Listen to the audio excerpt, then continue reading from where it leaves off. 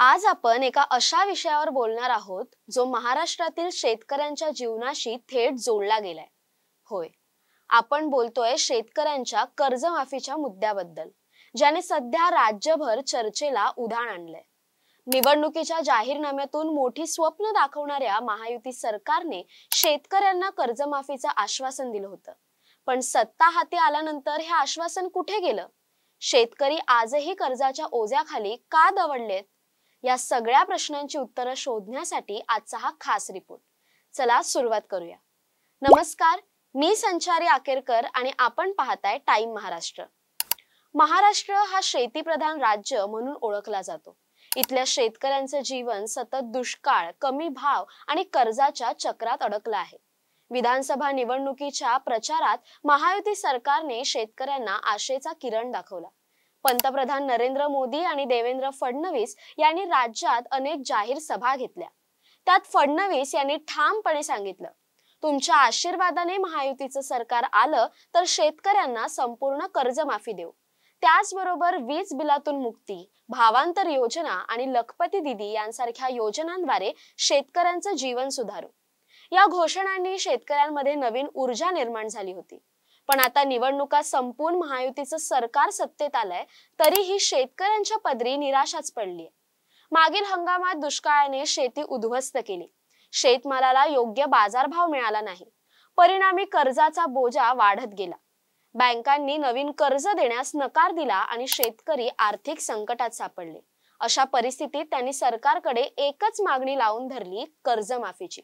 पण सरकारकडून अद्याप कोणताही ठोस निर्णय घेतला गेला नाही. उलट शेतकऱ्यांना कर्जमाफीची आशा देण्याऐवजी कर्ज भरण्याचं आवाहन केलं जात आहे.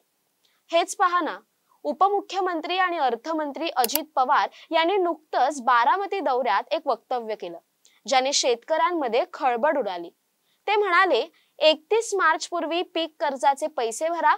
निवडणुकीत कर्जमाफीचं आश्वासन देणाऱ्यांनी ते दिलं असेल, पण माझ्या तोंडून असं काही ऐकलं का? सगळी सोंग करता येतात, पण पैशाचं सोंग करता येत नाही. अजित पवार यांनी पुढे स्पष्ट केलं की राज्याची आर्थिक स्थिती सध्या कर्जमाफीला परवानगी देत नाही. यंदा आणि पुढच्या वर्षी कर्जमाफी होणार नाही, पण परिस्थिती पाहून भविष्यात निर्णय घेऊ, असं आश्वासन त्यांनी दिलं. त्याचबरोबर पीक कर्जावर 0% व्याजासाठी सरकारने बँकांना 1000 ते 1200 कोटी रुपये दिल्याचा दावाही त्यांनी केला. खरं तर सरकारच्या म्हणण्यानुसार त्यांनी शेतकऱ्यांसाठी काही योजना राबवल्या आहेत. उदाहरणार्थ वीज बिल माफी, सोयाबीनला हेक्टरी 5000 रुपये अनुदान आणि लाडकी बहीण योजना यांसारख्या योजना सुरू केल्या. पण शेतकऱ्यांचा मुख्य मुद्दा कर्जमाफी, यावर सरकार का गप्प आहे? निवडणुकीच्या जाहीरनाम्यात सरसकट कर्जमाफीचं वचन देण्यात आलं होतं. मग आताही टाळाटाळ का? सरकारचं असंही म्हणणं आहे की यंदाच्या अर्थसंकल्पात 4.25 लाख कोटी रुपयांची तरतूद करावी लागली. यात शासकीय कर्मचाऱ्यांचे पगार, वीज बिल माफी आणि इतर योजनांचा समावेश आहे. त्यामुळे कर्जमाफीला पैसा कुठून आणणार असा प्रश्न सरकार समोर आहे. पण शेतकऱ्यांचा सवाल वेगळाच आहे. ते म्हणतात, निवडणुकीत आम्हाला आश्वासनं देऊन मतं मागितली, आता सत्तेत आल्यानंतर कर्जमाफीला बगल का देताय? शेतकरी कर्ज भरत नाहीत कारण त्यांना कर्जमाफीची आशा आहे. पण अजित पवार यांच्या वक्तव्यानंतर त्यांच्यात चिंता आणि संभ्रम वाढलाय. दुसरीकडे फडणवीस यांनी निवडणुकीनंतर झालेल्या कोणत्याही बैठकीत कर्जमाफीचा उल्लेख देखील केलेला नाही. यावर अजित पवार यांना विचारलं असता त्यांनी शेतकऱ्यांची चिंता वाढवणारं वक्तव्य केलं होतं. अंथरूण पाहून पाय पसरावे. यामुळे शेतकऱ्यांमध्ये नाराजी पसरली आहे. आता थोडं शेतकऱ्यांच्या बाजूने पाहूया. मागील काही वर्षांपासून शेतकरी कर्जाच्या विळख्यात अडकलेत.